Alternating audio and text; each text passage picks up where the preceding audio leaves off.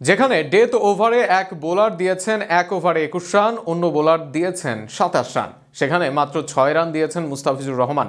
Death over হোক কিংবা power play, Mustafiz কার্যকরী ছিলেন পুরো ম্যাচ জুড়েই। শুরুতে রোহিতকে ফিরিয়েছেন, এরপর কৃপন বল করেছেন। আজ মুম্বাইয়ের মাঠে মুস্তাফিজকে নিয়ে ডু অর ডাই ম্যাচে মাঠে নেমেছিল দিল্লি। সেই ম্যাচ ও ফিজের পারফরমেন্স নিয়ে বিস্তারিত থাকছে প্রতিবেদনে।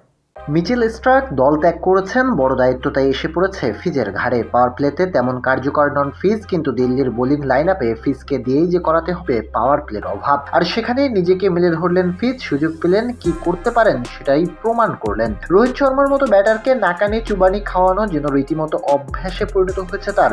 সেখানে শুরুতে ওভারে রোহিতকে ফিরিয়েছেন তিনি, তার বলে উইকেট রক্ষক পোরেলকে ক্যাচ দিয়ে ফেরান ভারতের এই বিখ্যাত ব্যাটার। সে ওভারে 3 রান দেন ফিজ, এরপর নিজের দায়িত্ব ওভারে অবশ্য কিছুটা আনলাকি ফিজ। 6-4 হজম করলেন এবার এই বাঁহাতি বোলার। এর মাঝে উইল জ্যাক্সের কাছে এজ হয়ে একবার হজম করেন 4, সেই ওভারে খরচে হলেও নিজের পরের ওভারে আবার দারুণ কামব্যাক ফিজের। শেষের দিকে আবারও বোলিংয়ে আসেন ফিজ। 14তম ওভারে বল করেন সেট হওয়া সূর্যা কুমার যাদবের সামনে, যেখানে সূর্যাকে বেশ ভালোই ভোগান ফিজ। প্রথম 5 বলে দেন 3 রান, ওভার শেষ করেন 9 রান দিয়ে। তবে সবচেয়ে কার্যকর ছিলেন ফিজ নিজের শেষ ওভারে। ডেথ ওভারে সূর্যা নামানধীরদের সামনে একদমই রান দেননি মুস্তাফিজ। সেখানে তার কাটার স্লোয়ারে বিভ্রান্ত ছিলেন ব্যাটসম্যান, এর সাথে বারবার লেন্থ পরিবর্তন করেন। কোন রকম 1-4 পান ব্যাটার সূর্যা, সেটাও একটুর জন্য ফিল্ডার ফাফ ডু প্লেসিস করতে পারেননি তালুবন্দি। শেষ পর্যন্ত সেই ওভার থেকে মাত্র 6 রান আসে।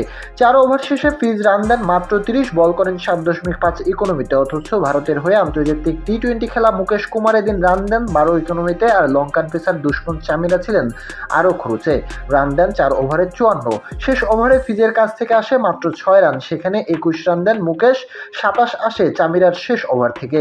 এই দুয়ের বোলিংয়ের কারণে যেখানে দিল্লির সামনে সুযোগ ছিল 150-এর নিচে রাখার, সেখানে 180 করে যেন দিল্লিকে ম্যাচ থেকে ছিটকে দেন অন্য বোলাররা। ওয়েনক্রেতে এদিন স্পিনাররা ভালো বল করেছে, কুলদীপ বিভার্সরা দারুণ করেছে, কিন্তু পেসারদের মাঝে সবার সেরা বাংলার ফিজ। আরব আমিরাত হোক বা IPL, যে কোনো জায়গায় ফিজ যেন এখন দুর্দান্ত, সেটাই প্রমাণ হলো আরও একবার।